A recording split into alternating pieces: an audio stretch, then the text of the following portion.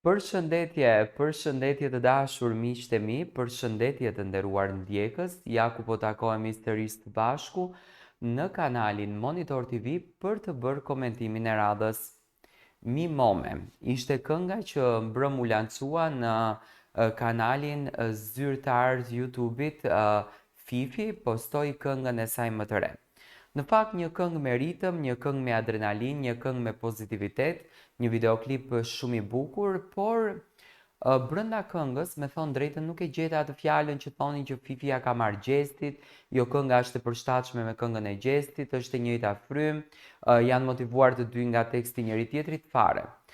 Fifi këtë këngën e kishte bërë për në përgjithësi, do me thënë si këngë, ishte një këngë që i kushtoheshte dashurisë, që ajo i shprehte ndjenjat ndaj djalit që e don, pasionit, emocionet, do me thënë zemra e mbushur me plot dashuri. Unë isha shumë i bindur që këngët e Fifit brenda në tekste do të mbanin mesazhe të këtilla, do të mbanin emocione të këtilla, për këtë isha shumë i bindur dhe nuk kishte gjë në botë që mua më binte se do të ishte diçka ndryshe. Fifi kishte ardhur në formën më të mirë, Fifi kishte ardhur në formën më të bukur, më pëlqeu shumë se si kishte punuar videoklipin, se çfarë skena kishte përdorur, do me thënë një zonjë vërtet, skena me peshkirin e banjos më pëlqeu pafund, nga që është ky fenomeni që në fytyrë janë të grimuara dhe kështu janë, do me thënë, me peshkir, ndërsa në anën tjetër teksti ishte shumë dinamik, një këngë tepër verore që në fakt më tërhoqi. Nuk pash ndonjë dis për Gjestin, nuk pash ndonjë ofendim për Gjestin, nuk pash ndonjë përulje për Gjestin, ato të paktën ato fjalë që thuheshin më herët, do me thënë edhe nuk e kuptoj në fakt përse Fifi si këngëtare duhet merret me Gjestin. Unë mendoj që Fifi ka artin e saj, Gjesti ka artin e tij, ato mund të jenë miq shumë të mirë, mund të jenë shok shumë të mirë, mund të jenë bashkëpunëtor shumë të mirë, nuk do të thotë që Fifi tashmë bashkëpunon me Eglin dhe nuk duhet të bashkëpunon me Gjestin. Përkundrazi, mund të jetë një trio e bukur e këngës që ato mund të sjellin ndonjëherë, do me thënë, më pëlqeu projekti që kishte bërë Fifi. Tematika është shumë interesante, do me thënë Fifi ka përdorur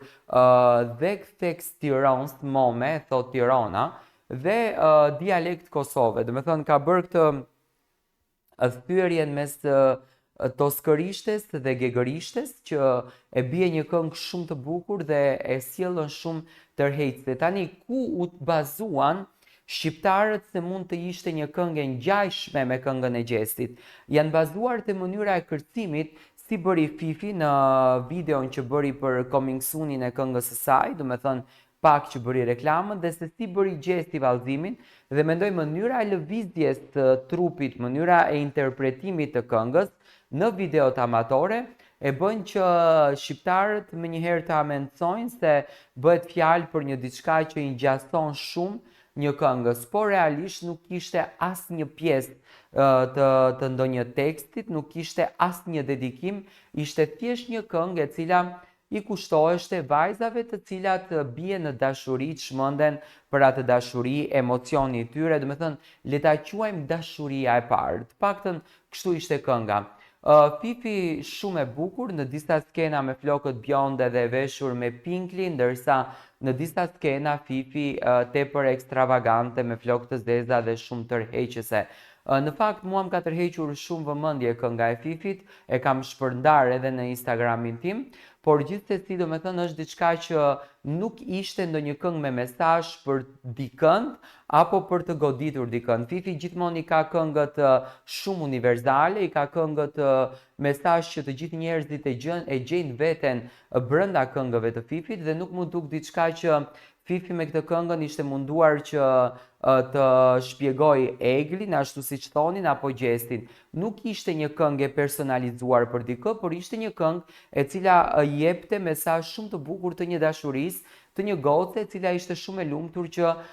kishte gjetur në zemrën e saj çunin të shpirtit. Klikoni këngën, e keni në YouTube për ta ndëgjuar, sepse vërtet ishte një këngë super tepër e bukur.